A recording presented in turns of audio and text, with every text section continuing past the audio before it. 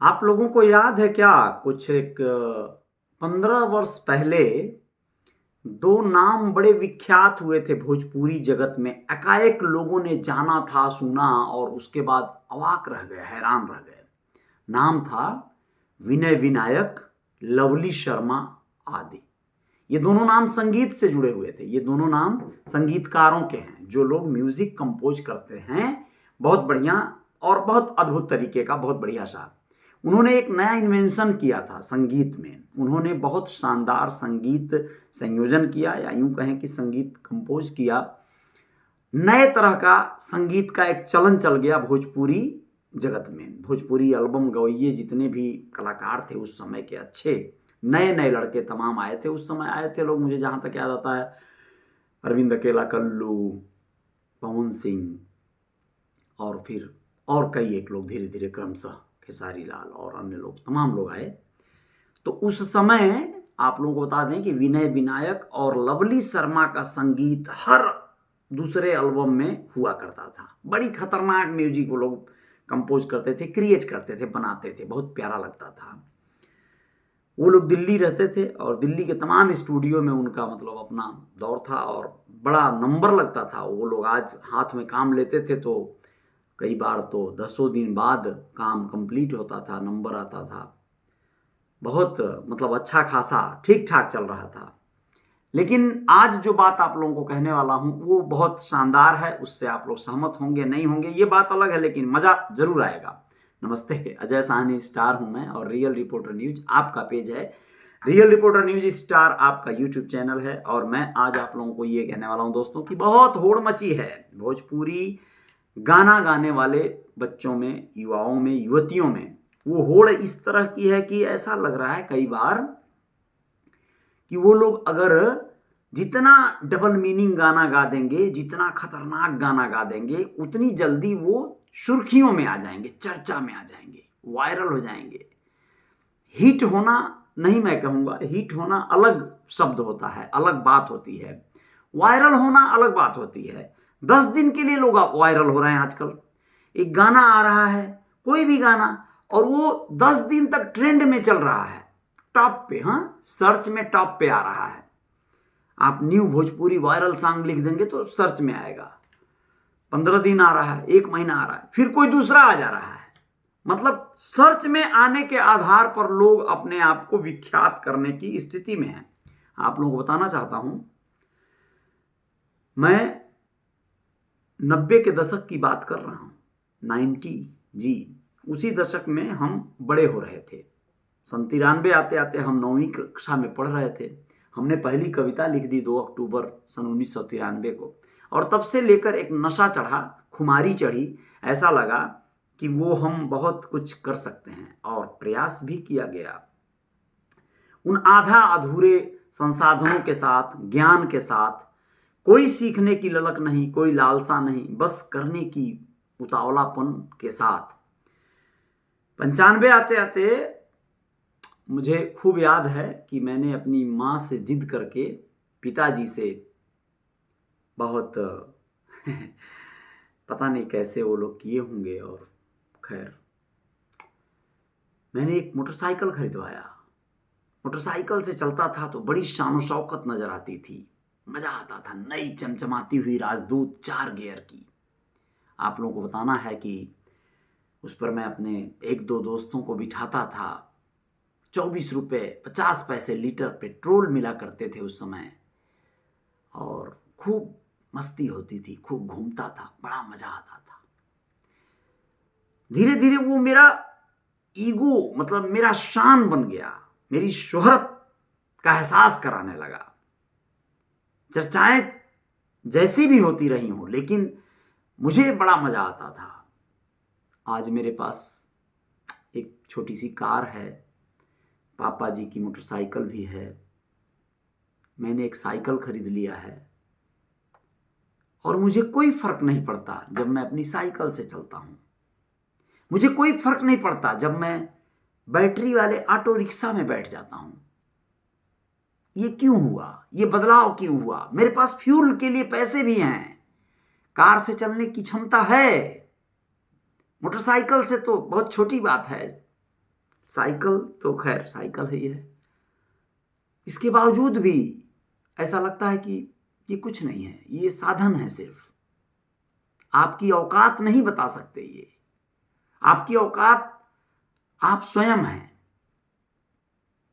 जैसे विगत दिनों आप लोगों ने कई एक बदलाव देखे, खैर बदलाव के साथ कई विषयों पे अलग अलग समय में आएंगे, लेकिन आज का जो है बहुत सेंसिटिव है, बहुत सुंदर और सटीक विषय है दोस्तों। जो व्याग्र हैं आज उम्र के बहाव में हैं, वो उन्हें ज्ञान नहीं है, उन्हें कल का भान नहीं है, अनुमान नहीं है कल क्या होगा। आज लोग खतरनाक से खतरनाक गाने गा रहे हैं, गंदे से गंदे गाने गा रहे हैं, कुछ भी गा रहे हैं, उलझुल अश्लील तमाम भद्दगी। वही लोग कल पछताएंगे अपनी इस क्रिया पर। आप लोगों ने देखा होगा बहुत से लोगों को बदलते हुए। मुझे कृष्ण का जीवन बड़ा दार्शनिक लगता है।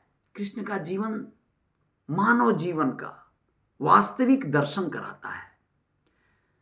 बालपन की वो चीर चुराना, नहाती हुई गोपियों का वस्त्र चुरा के भाग जाना, माखन चोरी करना, अपने दोस्तों को भी खिलाना खुद खाना, मटकी फोड़ देना, वो बाल्यकाल की अवस्थाओं में वो लीलाएं, बड़े होकर महाभारत जैसे धर्म युद्ध का नेतृत्व करना, एक नेता की तरह जो है सही युक्ति लगाना, रणनीति लगाना, कब किसे छलना है, कब किसे क्या भरमाना है, किसे भ्रमजाल में डालना है, तमाम चीजें करके एक पक्ष को जिताना, एक पक्ष को हराना, फिर द्वारिकाधीश बनना, चाहे छल से बल से चाहे जैसे, और सुदामा जैसे मित्र को और न जाने कितनों को धनवान बनाना। ये उम्र और समय के साथ होता है।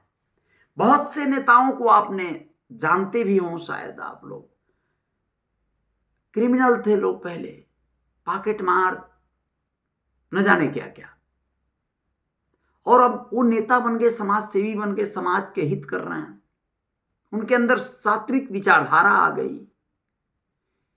ऐसे बहुत से लोगों को आपने देखा होगा जो क्रिमिनल थे, बदमाश थे, खतरनाक थे, उस समय के साथ अपने बीवी बच्चों के मोहपास में आकर पारिवारिक जीवन जी रहे हैं। समय सबको बदलेगा।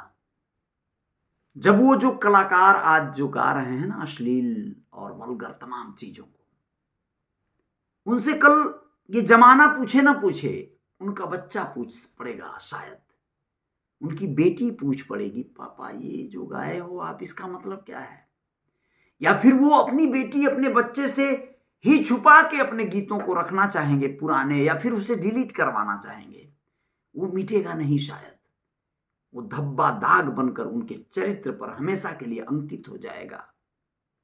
आज आप जो कुछ भी करेंगे, ये अतीत का निशान भविष्य में मिटेगा नहीं, आपके सामने आएगा, और उस दिन आप बदलेंगे। उस दिन ये आपको एहसास कराएगा कि तुम गलत थे।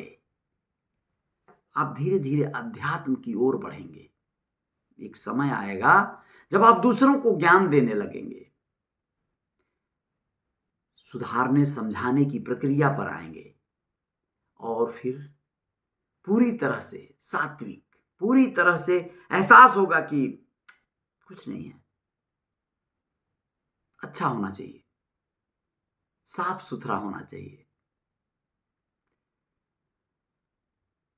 तो फिर आज से क्यों नहीं?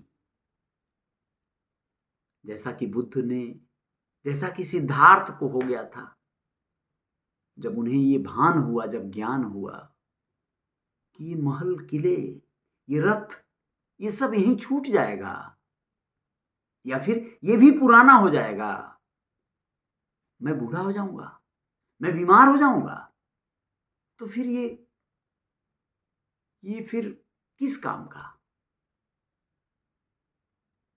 तो सिद्धार्थ बुद्ध बनते हैं, एक सुंदर सी बीवी पत्नी एक प्यारे से बच्चे एक सजा सजाया महल छोड़कर आधी रात को निकल पड़ते हैं। बहुतों ने उन्हें कुछ भी कह दिया हो, बहुत से ऐसे सन्यासी साधु, ऐसे बहुत से महात्माओं को लोगों ने बुजदिल, कायर, न जाने क्या क्या संज्ञा दे दिया। लेकिन आप गृहस्थ जीवन में रहकर एक दिन इस दौर में आ जाएंगे। ये समय आपको ला के रहेगा। ये समय बहुत अलग है। समय सबको उसका रेवेन्यू देगा, सबको उसके किए का फल देगा, परिणाम देगा। मैंने एक उदाहरण जो दिया उसको आप नकार नहीं पाएंगे। आज आपके बच्चे नहीं होंगे, शायद आप युवा हैं, युवती हैं, अकेले हैं, आप मस्ती में हैं, एंजॉय कर रहे हैं, जी रहे हैं जीवन को। कल आपकी शादी होगी, आप बड़े होंगे, आपके बच्चे होंगे, फिर वो बड़े होंगे। आपको उस दिन एहसास होगा कि आप कुछ समय के लिए ही सही कुछ गलत राहों पर थे। आप गलत कर रहे थे। आप अपने आप को दोष देना शुरू करेंगे। आपके बच्चे आपके उन पुराने गीतों का वास्ता देकर आपको एहसास कराएंगे, नो पापा, मम्मी, वेरी बैड कंटेंट। उस दिन आप बहुत झेप जाएंगे। मत कीजिए ऐसा आप लोग। भक्ति, भाव, स्नेह, सामाजिकता, प्रेम, बहुत सी बातें हैं।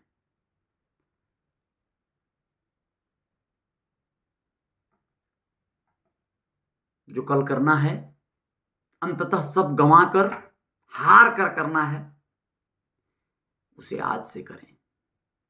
अच्छा करें, कुछ बेस्ट करें। अगर आप व्याग्र हैं कि द्व्यर्थी गीतों के संग्रह से, गाने से, डबल मीनिंग गानों के गाने से आप वायरल होंगे, तो ये भ्रम है आपका। अच्छी कुछ कार्य करके, अच्छे कंटेंट करके भी आप कुछ अच्छा कर सकते हैं। आप सबको ट्राई करना चाहिए।